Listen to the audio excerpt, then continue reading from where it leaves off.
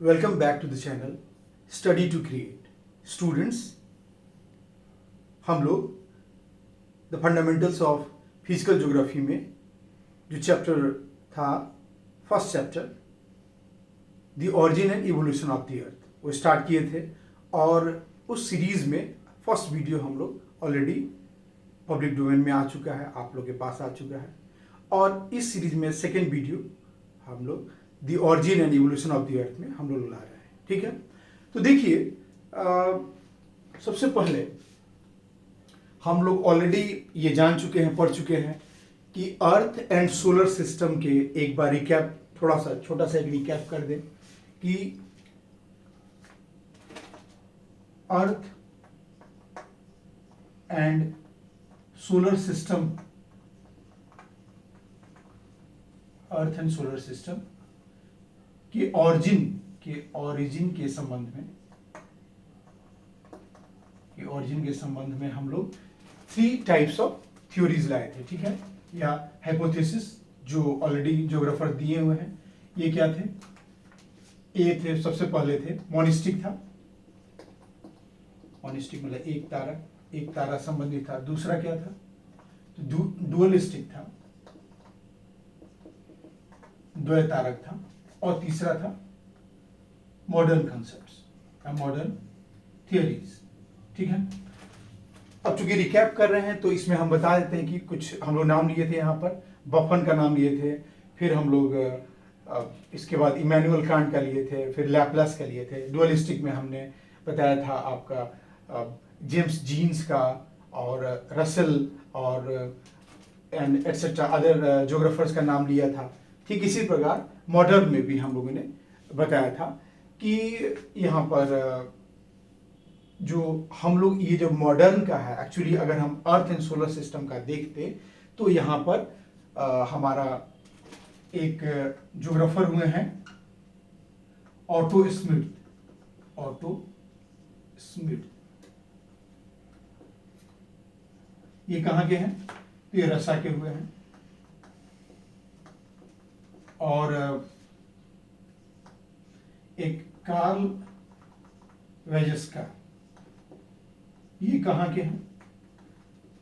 तो ये German origin के हैं, जर्मनी के हैं।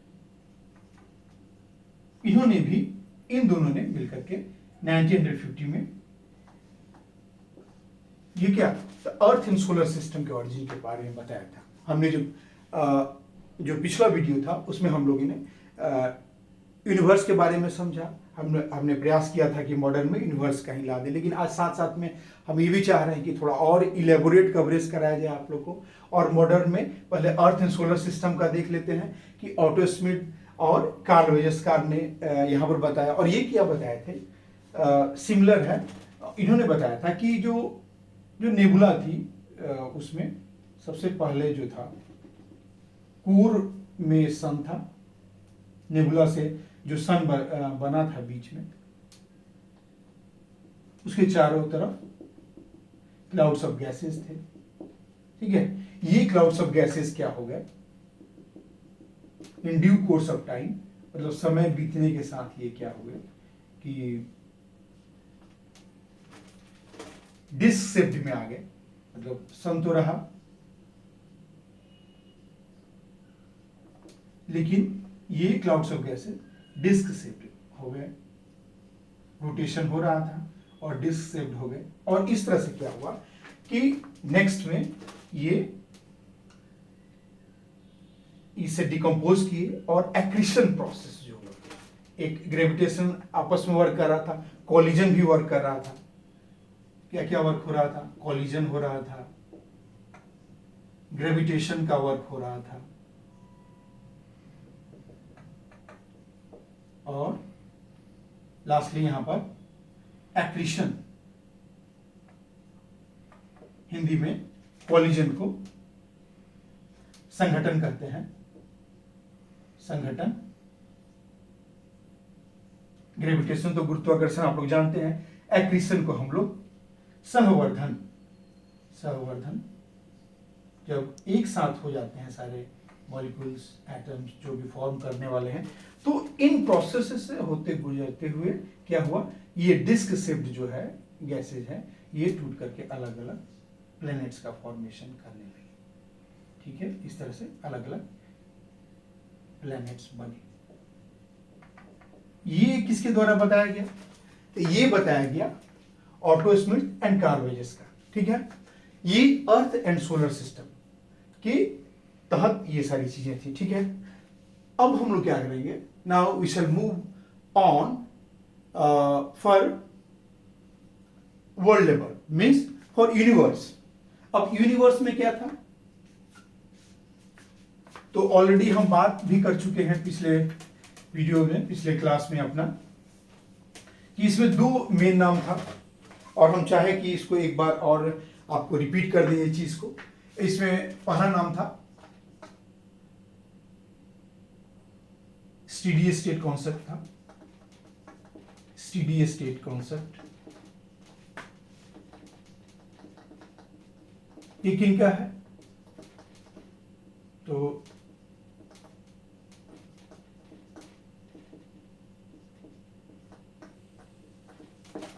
हम लोग बताए थे पिछले क्लास में ही कि ये है हॉयल का।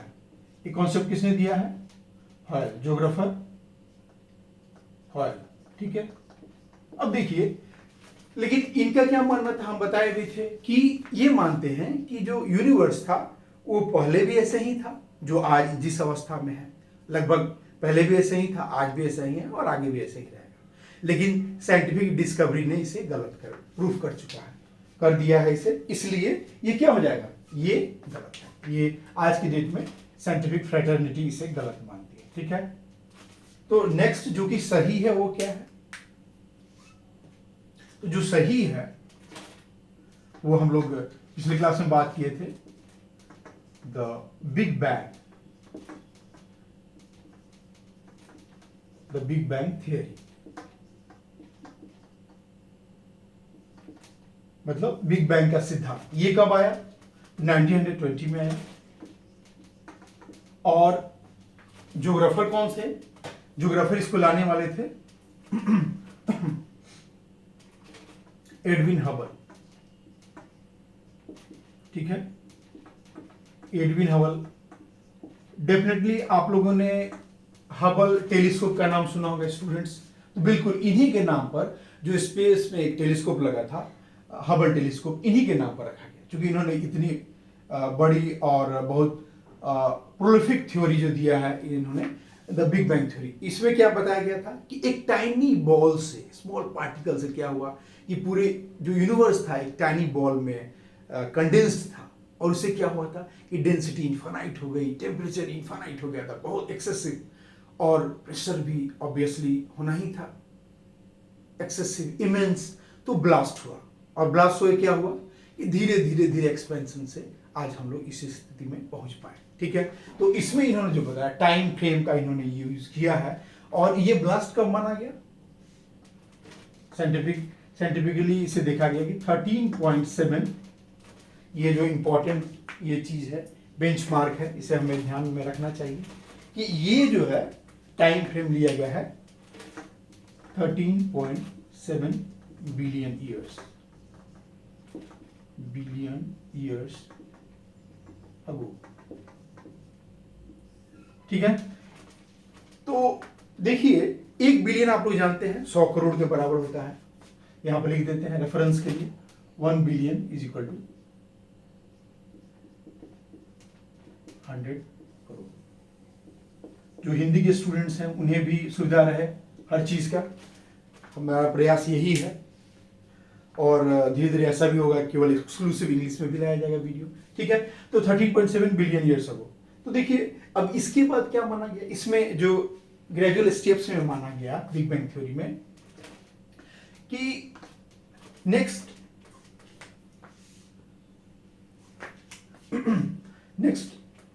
3 मिनट्स में, नेक्स्ट 3 मिनट्स में क्या हुआ, तो एटॉमिक फॉर्मेशन शुरू होने लगा। एटॉमिक फॉर्मेशन में परमाणु के बनने का शुरुआत होने लगा। ठीक है, परमाणु बनने का शुरुआत होने लगा। और ये कब हुआ? 13.7 बिलियन ईयर्स अगो के 3 मिनट आगे, ठीक है।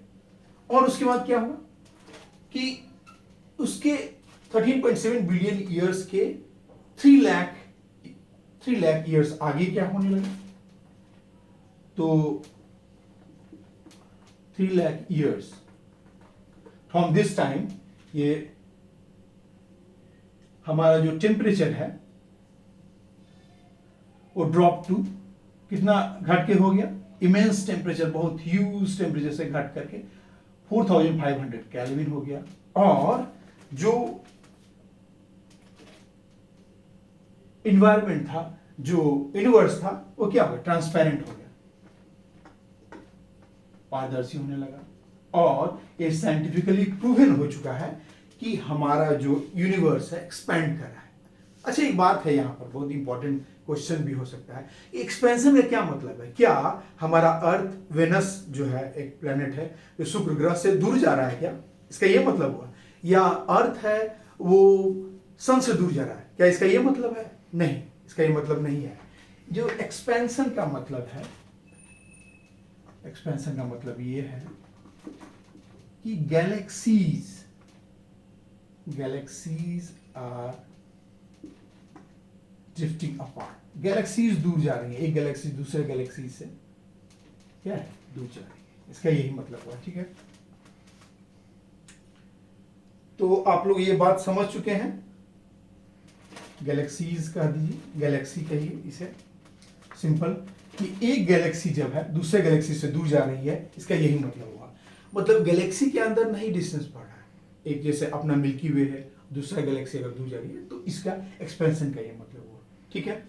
और इसका मतलब ऑरिजिन ऑफ यूनिवर्स में हमें ये जानना है और इस चीज को हमारे लेवल पर इसको क्लियर करके रखना है, ठीक है। तो अगला हम लोग चलते हैं the formation of stars.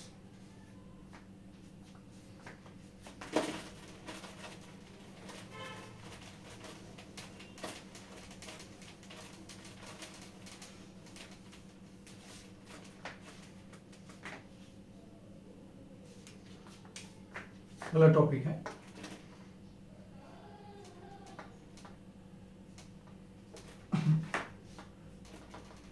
The formation of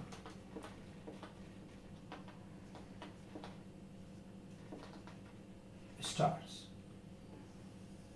अब स्टूडेंट्स देखिए कि स्टार्स ये क्या है।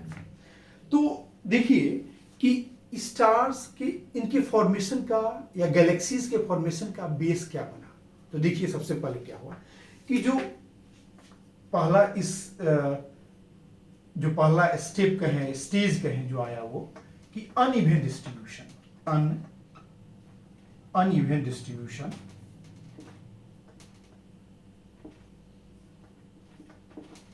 Distribution of matter and energy.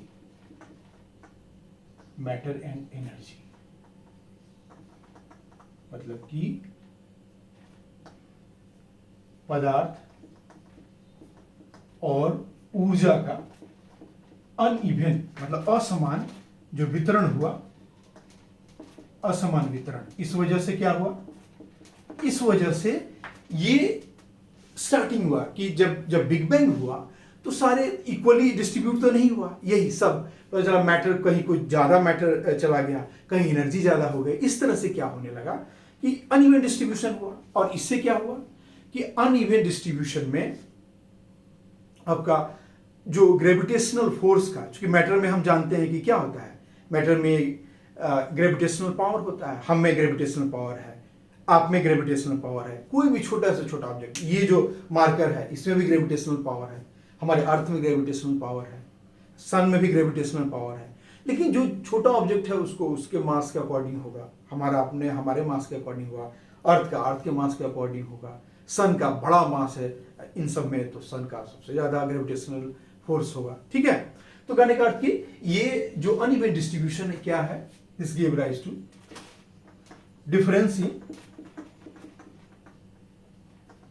difference in gravitational force।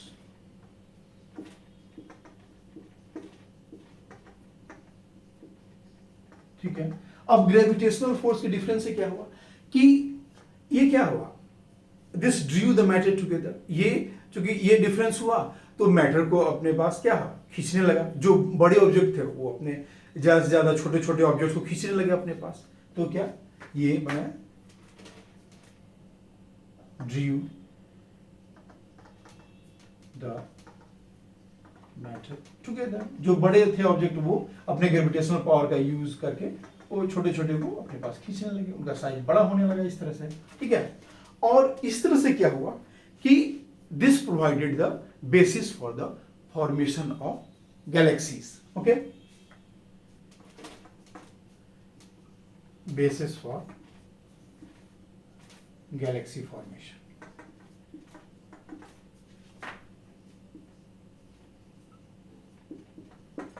अब देखिए कि अब ये तो प्रोवाइड किया, अब इससे क्या होता है कि अब इसमें जो बहुत सारे जो मैटर है, hydrogen helium gases initial stages में थे, तो कहा जाता है कि ये आखिर ये है क्या, ये गैलेक्सी, ठीक है।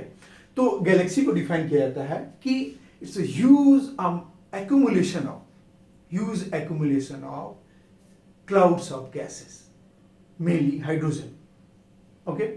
तो ये अब इससे क्या कहा गया, the huge accumulation of clouds of gases, क्या कहा गया, इसे नेबुला कहा गया, इसे क्या कहा गया, ह्यूज एक्यूमुलेशन ऑफ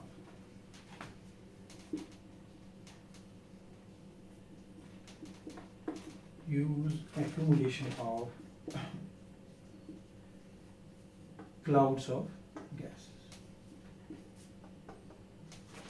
मेनली इसमें हम कर सकते हैं क्लियरली, क्योंकि लाइटर था मेलियस टू, ठीक है। तो ये क्या हुआ कि जो एक जो फॉर्मेशन हुआ, द फॉर्म्ड नेबुला,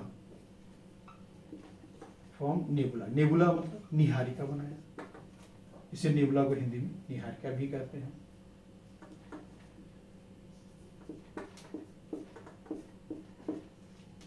ठीक है।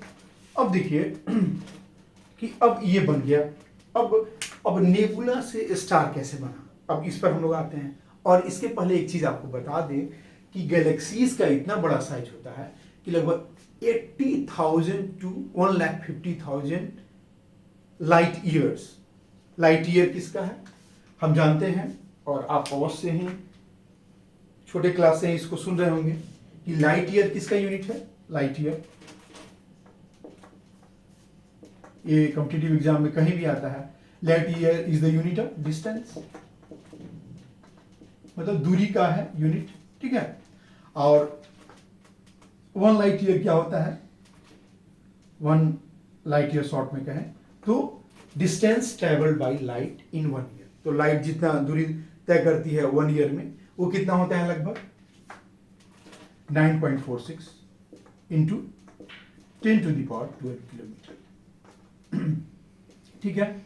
और एक चीज और जान लीजिए कि हम जान रहे हैं कि स्पीड ऑफ लाइट कितनी होती है, ये भी आप पढ़े होंगे और भी क्रूशियल रहा है जब आप ये सब पढ़ रहे हैं, जब हम ज्योग्राफिकल डिस्कवरीज या एस्ट्रोनॉमिकल पॉइंट्स पढ़ रहे हैं, तो इसमें ये भी जरूरी है कि स्पीड ऑफ लाइट क्या है, तो 3 स्पीड ऑफ लाइट है 3 लाख किलोमीटर पर सेकेंड, ठीक है, 3 लाख किलोमीटर पर सेकेंड, ठीक है। अब देखिए कि कि अब एक चीज बता देते हैं कि अब आप जान ही रहे होंगे, इस चीज को पढ़ना भी है जूनियर क्लासेस में, कि लाइट को सन से अर्थ तक आने में कितना देर लगता है, सन टू अर्थ लाइट को ट्रेवल करने में कितना देर लगता है, तो 8.3 मिनट्स। अब एक बात बताइए आप ही हम लोग को, हमें एक बात बताइए कि 1 मिनट में कितने सेकंड होते हैं, 60 सेकंड्स होते हैं, तो 8.3 मिनट्स में कितने हो गए, 500, ठीक है, 500 सेकंड्स हो गए, ठीक है। इक्वल टू ये हो गया। अब 500 सेकेंड्स को आप into 3 lakh kilometre, 3 lakh kilometre पर सेकेंड से अगर मल्टीप्लाई कीजिएगा तो आपको कितना मिलेगा? अप्रोक्सीमेटली जो डिस्टेंस मिलेगा 15 करोड़ किलोमीटर। ठीक है, ये दूरी आपको मिलेगी। बात आप समझ चुके हैं। अब यही चीज हम आगे बढ़ते हैं। ठीक है, कि हम यहाँ पर एक तो एस्ट्रोनॉमिकल कैलकुलेशन जो होता है बेसिकली ये हमें समझना चाहिए, और सारे कॉम्पिटिटिव एग्जाम में आते रहते हैं। इनमें से कुछ ना कुछ 1 लाइट ईयर पूछ देगा, तो ये पूछ देगा किसका ये मेजरमेंट है, कभी ये टाइम फ्रेम पूछ देगा। हर कॉम्पिटिटिव एग्जाम हर में ये पूछ सकता है, या कहीं ना कहीं इसका कुछ ना कुछ एप्लीकेशन रहेगा। ठीक है, तो अब ये चीज इंपॉर्टेंट था। अब हम लोग आते हैं कि जब एक नेबुला तो बन चुका है हमारे डिस्कशंस में, अब नेबुला से हम देखते हैं कि कैसे स्टार फॉर्मेशन होता है। ये भी बड़ा ही एक अच्छा यूनिक प्रोसेस है।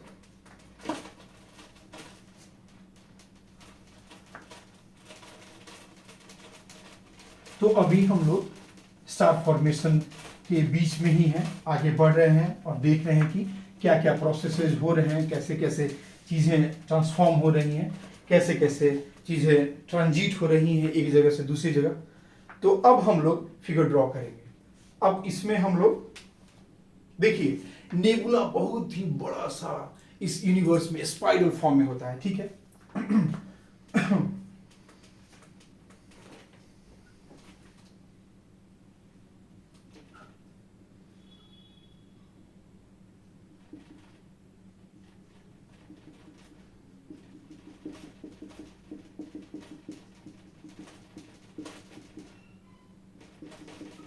ये ह्यूज, अगर यूनिवर्स लेवल में आप जाएंगे, स्पेस में जाएंगे, तो बहुत ही बड़ा स्पेस लिया रहेगा। जैसे हमने आपको बताया भी था कि जो एक गैलेक्सी का कितना होता है डायमीटर, हमने बोला है एक गैलेक्सी का जो डायमीटर होता है या पूरा जो एक्सपेंशन होता है वो कितना होता है? 80,000 टू 1,50,000 लाइट ईयर्स। बात आप समझ गए? तो हम एक बात कर रहे हैं, एक गैलेक्सी का यहाँ बात कर रहे हैं नेबुला से। समझिए कि 80,000 टू 1,50,000 लाइट ईयर्स है। मतलब लाइट को इससे ट्रैवल करने में इसको 1,50,000 में 1.5 लाख साल लगा है लाइट को क्रॉस करने में। आप समझ सकते हैं कि इसका एक्सपेंशन कितना बड़ा होगा। यहाँ से यहाँ तक, अगर ये नेबुला का एक्सपेंशन यहाँ तक है, इस गैलेक्सी का है। ठीक है, तो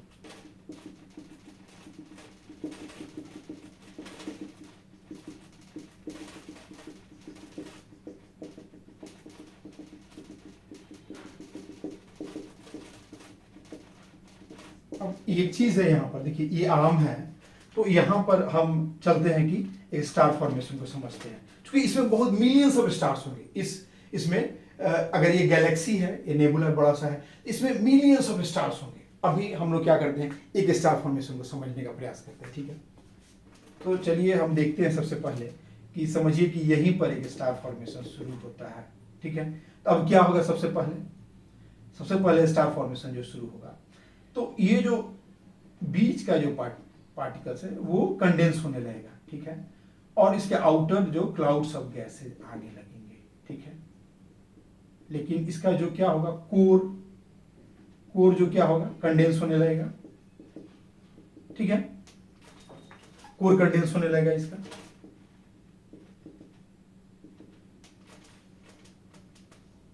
और इसे क्या कहेंगे, ये प्रोसेस जगह होगा। ठीक है, एक यहां भी हो सकता है, मान लीजिए कि यहां भी हो सकता है, या कोर या क्रूड है, और एक क्लाउड्स ऑफ गैसेज यहां पर मान लीजिए बन रहे, ऐसा प्रोसेस यहां भी हो सकता है। मतलब ये मिलियंस ऑफ स्टार सिस्टम इसमें बनेंगे। अपना सन भी एक सन के साथ एसोसिएटेड 8 प्लैनेट से, ये भी तो एक सोलर सिस्टम यानी स्टार सिस्टम ही है अपना। ठीक है, तो ये ऐसा फॉर्मेशन हो रहा है। ठीक है, तो इसे क्या कहते हैं? इसे हिंदी में झुंड कहेंगे, गैसों का झुंड। और इसे इंग्लिश में क्या कहेंगे? Clumps of gases. Clumps of gases.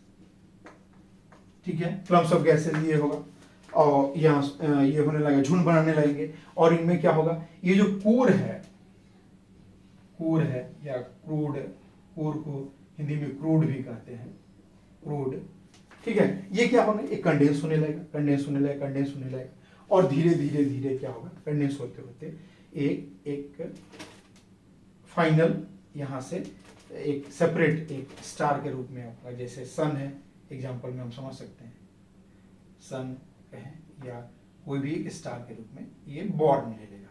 लेकिन अभी समझिए कि केवल एक स्टार बॉर्न हुआ है, अभी इसके प्लैनेट्स अभी हैं ही, तो वो क्या रहेंगे, इसके चारों तरफ क्या रहेंगे, वो क्लाउड्स ऑफ गैसेस के रूप में रहेंगे, ठीक है। वो क्या रहेंगे, क्लाउड्स ऑफ गैसेस के रूप में इसे चारों तरफ रोटेट होते रहेंगे, ठीक है।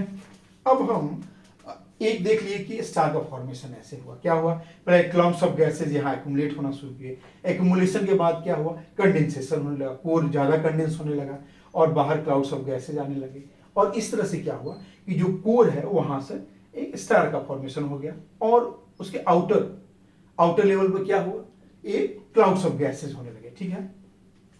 ये क्लाउड्स ऑफ गैसेस हैं।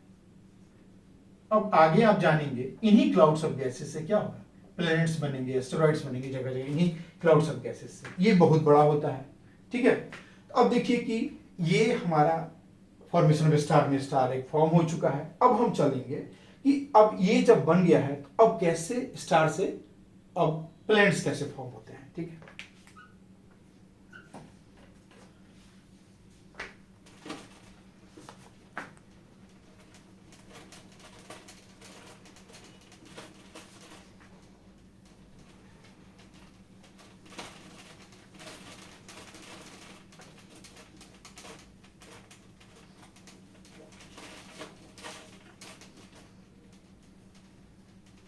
ठीक है, तो यहाँ फॉर्मेशन ऑफ स्टार्स को हम लोग बदल देते हैं, फॉर्मेशन ऑफ प्लैनेट्स का बात करते हैं। स्टार बॉर्न हो चुका है, फॉर्मेशन ऑफ प्लैनेट्स,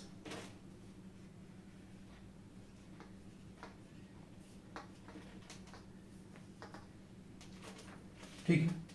हिंदी में इसे ग्रह कहते हैं, स्टार को तारा कहते हैं, इसे ग्रह कहते हैं, फॉर्मेशन ऑफ प्लैनेट्स। अब देखिए कि हम लोग ऑलरेडी देख चुके थे यहां पर कि एक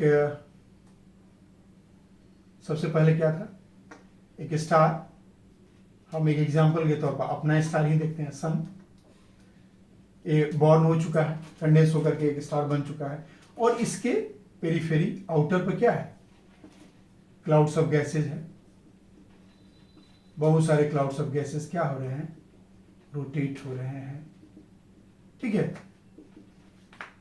अब इसे हम लोग कोर या हिंदी में क्रूड कहेंगे, इसे हम जो आउटर पेरिफेरी में है इसे हम लोग क्लाउड्स ऑफ गैसेस कहेंगे। अब देखिए कि अब इससे क्या होता है, इससे अगला जो प्रोसेस जो होता है वो होता है, ये जो क्लाउड्स ऑफ गैसेज है ना, तो अब धीरे धीरे धीरे क्लाउड्स कैसे होकर राउंड फॉर्म से ये डिस्क फॉर्म में आने लगते हैं। क्या होने लगता है, तो ऐसे होने लगता है, ये स्टार ऑब्लिक सन यहां बनाए रखे, और ये क्या होने लगता है, ये डिस्क शेप्ड में होने लगता है, डिस्क शेप्ड, ठीक है। अब देखिए जब डिस्क शेप्ड होने लगा, ये डिस्क शेप्ड, अब डिस्क शेप्ड में क्या होता है कि हमारा यहां पर धीरे धीरे अब इस स्टेप में कोहेजन बढ़ने लगेगा, ठीक है।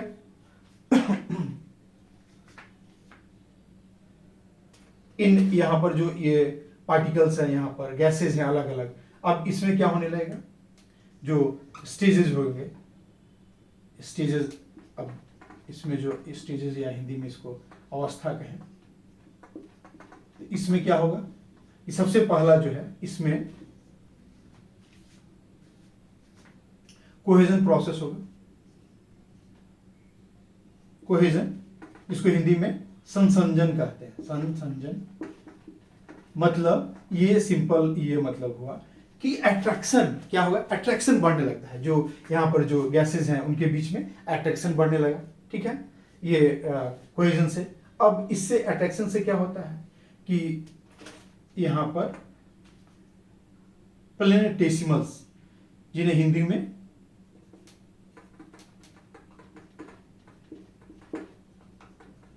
प्लैनेटेसिमल्स, जिन्हें हिंदी में ग्रहाणु भी कहते हैं, ये बनने लगे। छोटे छोटे, जब ये कोहेजन के थ्रू, संसंजन के थ्रू अट्रैक्ट होकर के, जब गैसेस के अलग अलग मॉलिक्यूल्स, एटम्स अट्रैक्ट होकर क्या करने लगे, ग्रहाणु, मतलब छोटे छोटे राउंडेड। ये प्लैनेटेसिमल्स क्या है, तो स्मॉल राउंडेड है, स्मॉल राउंडेड बॉडीज हैं, ठीक है, स्मॉल राउंडेड बॉडीज हैं। अब ये जो है, यहाँ पर क्या होता है, फिर यहाँ पर कॉलिजन होने लगता है। जब प्लैनेटेसिमल्स बनने लगे तो यहाँ पर जो प्रोसेस होगा, कॉलिजन होने लगेगा। कॉलिजन, इसे हिंदी में आप कहेंगे संघटन, और कॉलिजन होता है, और क्या होता है, ग्रेविटेशन फोर्स लगने लगेगा उनके बीच में, ताकि वो आपस में अटैच हो सके, ठीक है, स्टिक कर सके, चिपक सके, ठीक है। एक ग्रेविटेशन फोर्स जो है बढ़ने लगता है। ग्रेविटेशन, गुरुत्व, आप जानते हैं इसको, गुरुत्व बल, ये जो लगने लगता है। और इससे क्या होता है, प्लैनेटेसिमल्स जो छोटे हैं और लार्जर साइज में आ जाते हैं,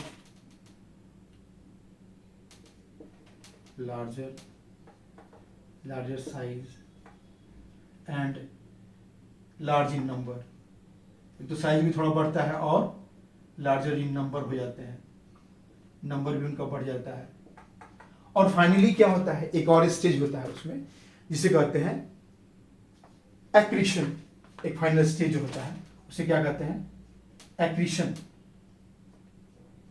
बिल्कुल ये आपस में जुड़ जाते हैं, फाइनल सॉलिडिफाई बिल्कुल जुड़ करके, और एक प्लैनेट्स का फॉर्मेशन करते हैं। और इसे, एक्रीशन को सहवर्धन कहेंगे। सहवर्धन की क्रिया होती है, एक साथ में मिलकर क्या आते हैं, वर्धन कर, विकास करते हैं, मिल करके एक सॉलिडिफाई हो गए और सहवर्धन की क्रिया हुई। और फाइनली क्या होता है, अलग अलग ये जो क्लाउड्स ऑफ गैसेस से जो डिस्क शेप्ड ये बने, ये गैसेस का ये डिस्क शेप बना, और इससे अलग अलग ये प्रोसेस से होते हुए क्या बना, हमारा प्लैनेट्स का फॉर्मेशन हो जाता है। अलग अलग प्लैनेट्स का फॉर्मेशन हो जाता है, ठीक है। प्लैनेट्स और एस्टेरॉइड्स, अदर जो पार्टिकल हैं, धीरे बनने लगते हैं, मेनली प्लैनेट्स का। तो देखिए कि हम लोग कैसे प्लैनेट्स का फॉर्मेशन होने लगा। अब हम लोग आते हैं कि अपना सोलर सिस्टम को, ठीक है। हम ये समझ चुके हैं कि कैसे स्टार बनते हैं, उनसे कैसे प्लैनेट्स बनते हैं। अब हम इसमें एक समझ लेते हैं कि formation of solar system, our solar system, जिसके हम लोग पार्ट इन पार्ट्स हैं, ठीक है। तो स्टूडेंट्स, ये बहुत इंटरेस्टिंग चीज है, क्योंकि हर कोई को या हमें ये निश्चित रूप से ये समझना चाहिए कि हमारा कैसे ऑरिजिन है, कैसे फॉर्मेशन है, हम क्या हैं, कैसे हैं, हमारा लोकेशन क्या है, और किस तरह से हम लोकेटेड हैं यहाँ पर, और क्या पूरा ये एक्सपेंशन जो है क्या है, ठीक है। इससे हमें पूरा एक इंसाइट मिलता है इन सब चीज़ों का, ठीक है। द फॉर्मेशन ऑफ प्लैनेट्स हो गया। अब ये the formation of our solar system, हम जानबूझ करके इस चीज़ को एम्फेसिस देते हैं, the formation of our solar system, क्योंकि हम लोग इसी सोलर सिस्टम के पार्ट एंड पार्सल हैं, तो इसे हमें जानना चाहिए अवश्य। ये बहुत इसेंशियल है, हमें जानने की बहुत ही आवश्यकता है। तो एक चीज़ तो हम लोग देख लिए कि 13.7 बिलियन ईयर्स अगो क्या हुआ था, बिग बैंग हुआ था, यूनिवर्स का ऑरिजिन हुआ था। उसके बाद एक चीज़ और समझे कि टाइम फ्रेम में हम अब एक मेंशन भी कर देते हैं कि 13.7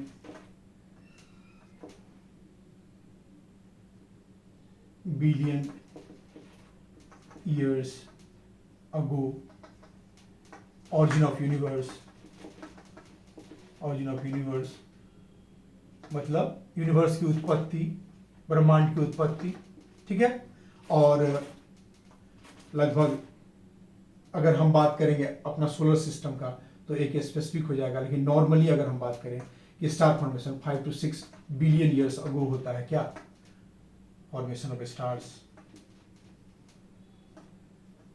फॉर्मेशन ऑफ स्टार्स, किसी भी स्टार्स का हम ये समझते हैं। और जो अपना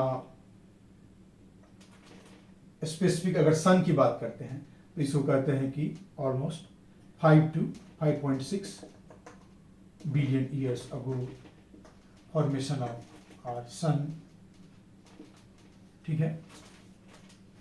और ये इसमें जब हम अपना अर्थ का आते हैं तो अर्थ का 4.6 बिलियन ईयर्स अगो जाते हैं फॉर्मेशन ऑफ अर्थ, ठीक है स्टूडेंट्स। तो ये एक चीज है जिससे एक टाइम फ्रेम है, कैसे कैसे आगे बढ़ा सब कुछ, कैसे चीजों को कैसे देखा गया, कैसे समझा गया, एक कैलकुलेट किया गया और इस तरह से ये टाइम फ्रेम आया। तो अब जब सोलर सिस्टम में हम आए तो हम ये समझ पाए कि भाई देखिए ऐसा ऐसा है।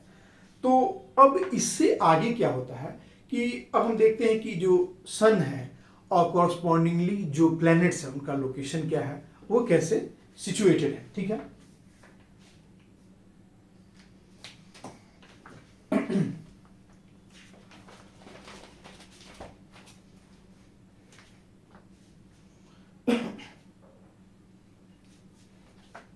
देखिए एक चीज हमें समझना चाहिए सबसे पहले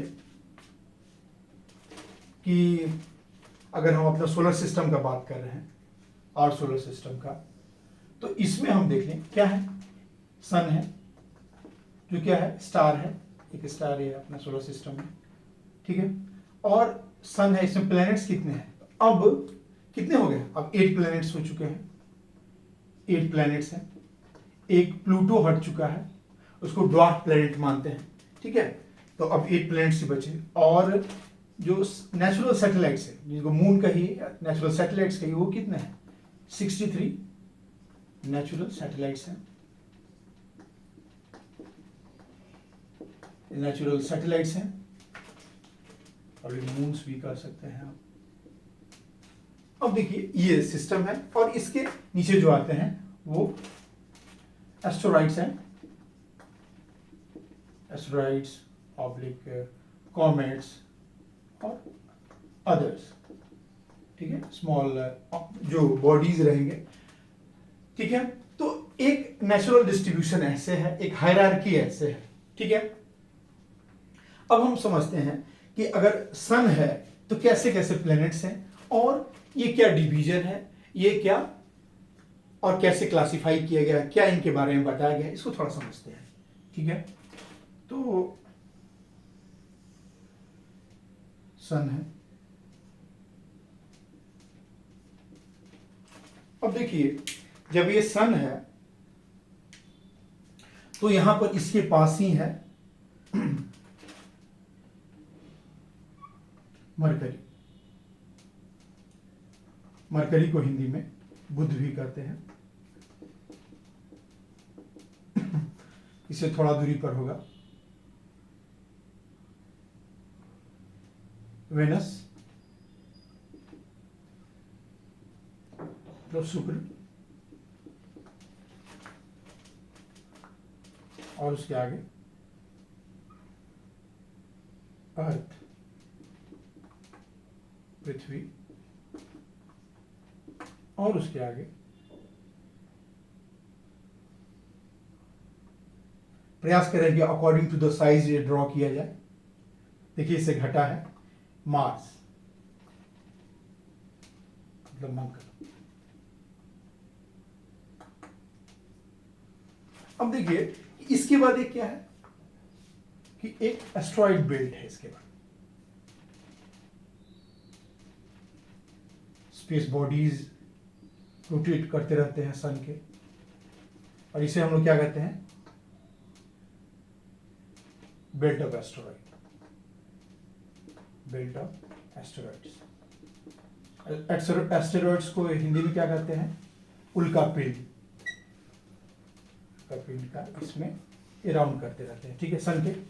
अब फिर इसके बियॉन्ड होता है, क्या बियॉन्ड होता है, तो यहां पर हमारा सबसे बड़ा क्या है, जुपिटर है। तो अकॉर्डिंग टू साइज देखिए जुपिटर हो जाएगा बड़ा, जुपिटर, उसको हिंदी में क्या कहते हैं, तो बृहस्पति। अब इससे जुपिटर के बाद आपका सैटर्न आएगा, सैटर्न, ठीक है, शनि, और इसके बाद Uranus and Neptune, Uranus, Arun और नेपच्यून, नेपच्यून मतलब वरुण, ठीक है हिंदी में। तो एक ये चीज है। अब देखिए एक बड़ा ही इंटरेस्टिंग चीज है कि ये जो है इन्हें, ये एस्टेरॉइड और सन के जो बीच में इन्हें इनर प्लैनेट्स कहते हैं। इनर प्लैनेट्स से हिंदी में क्या कर सकते हैं? आंतरिक ग्रह।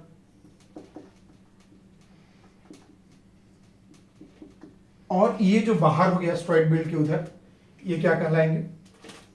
ये आउटर प्लैनेट्स, आउटर प्लैनेट्स, बाह्य ग्रह, ठीक है। अब देखिए, अब इसको जो हम लोग ये करते हैं वो टेरेस्ट्रियल, इसको क्या कहते हैं? टेरेस्ट्रियल, टेरेस्ट्रियल, टेरेस्ट्रियल प्लैनेट्स, इसको इंग्लिश में कहेंगे अर्थ लाइक, मतलब लाइक अर्थ, अर्थ लाइक। अब इसी का हिंदी में जो नाम दिया गया है, एक पॉइंट देते चलते हैं, इसी को हिंदी में कहा गया, क्या कहा गया? पार्थिव ग्रह। पार्थिव जो है पृथ्वी से बना है, तो पृथ्वी जैसा पार्थिव ग्रह। आप समझ चुके हैं इसका मतलब? टेरेस्ट्रियल का मतलब अर्थ लाइक, ठीक है। और ये जो होता है किसका बना होता है? रॉक्स एंड सॉलिड होता है, रॉक्स एंड मेटल्स का बना होता है। और क्या है? हायर डेंसिटी, इसके डेंसिटी क्या होता है? हायर डेंसिटीज होते हैं। अब किसके कंपैरिजन में? इनके कंपैरिजन में हायर डेंसिटीज होते हैं, ठीक है। अब सिमिलर पॉइंट्स अगर देखें इधर हम, तो इन्हें आउटर प्लैनेट्स कहते हैं। और इन्हें क्या कहते हैं? जोवियन। जोवियन मतलब, अब आप वर्ड से भी लग रहा होगा, जोवियन मतलब जुपिटर लाइक, जोवियन प्लैनेट्स मतलब जुपिटर लाइक, मतलब बृहस्पति जैसा, जुपिटर लाइक, इसी से वो नाम दिया गया है, जुपिटर लाइक। आप समझ सकते हैं। और ये जो, ये क्या किसके बने होते हैं? ये गैसेस, गैसियस, मोस्टली गैसियस ये है। तो क्या रहेंगे? लेस डेंसर रहेंगे in comparison to these inner planets, less denser, कम घनत्व रहता है, ठीक है। तो एक अच्छा कंपैरिजन इनके बीच में ड्रॉ किया जा सका है, ठीक है। अब देखिए कि इन कंपैरिजंस के बाद हम लोग अब देख रहे हैं कि इनका कुछ और खूबी देख लें, तो इनमें जो है, जो सन के बहुत क्लोज है, इनमें सैटेलाइट्स नहीं है नेचुरल। ऐसा क्यों है? क्योंकि इतना ज्यादा हीट रहा कि ये इवेड करके सारे गैसेस अपना एटमॉस्फेयर नहीं रख पाए, ठीक है। सोलर फ्लेयर्स जो सन विंड है वो भी हटा दिया। समहाउ अर्थ थोड़ा थोड़ा रख पाया है, जो जितने दूर है थोड़ा थोड़ा, ये क्या है? स्पार्सर है, थोड़ा रख पाया है। और ये इनके पास डेंस है, इनके पास जो एटमॉस्फेयर है, डेंस एटमॉस्फेयर है इनके पास। ये कह सकते हैं जो एटमॉस्फेयर है, एटमॉस्फेयर क्या है? एटमॉस्फेयर मतलब वायुमंडल डेंसर है। क्यों डेंसर है? क्योंकि ये दूर है सन से, हीट कम है यहाँ पर, ठीक है। इनका एटमॉस्फेयर क्या है?